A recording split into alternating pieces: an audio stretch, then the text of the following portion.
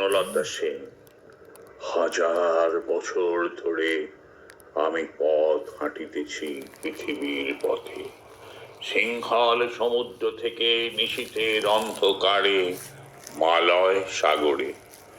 অনেক ঘুরেছি আমি বিম্বিসার অশোকের ধূসর জগতে। সেখানে ছিলাম আমি আরো দূর অন্ধকারে বিদর্ভ নগরে। আমি ক্লান্ত প্রাণ এক, চারিদিকে জীবনের সমুদ্র সফেন। আমারে দুদণ্ড শান্তি দিয়েছিল নাটোরের বনলতা সেন। চুল তার কবেকার অন্ধকার বিদিশার নিশা, মুখ তার শ্রাবস্তির কারুকার্য।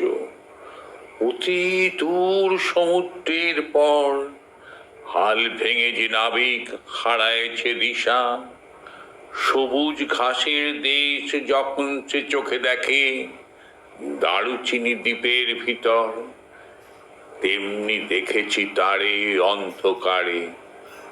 বলেছে সে, এতদিন কোথায় ছিলেন?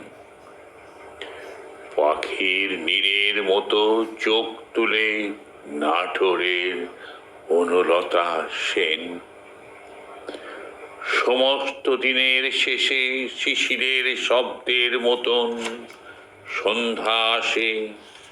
ডানার রৌদ্রের গন্ধ মুছে ফেলে চিল। পৃথিবীর সব রং নিভে গেলে পাণ্ডুলিপি করে আয়োজন।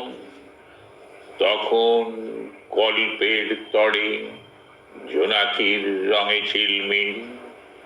সব পাখি ঘরে আসে, সব নদী ফুরায় জীবনের সব লেনদেন।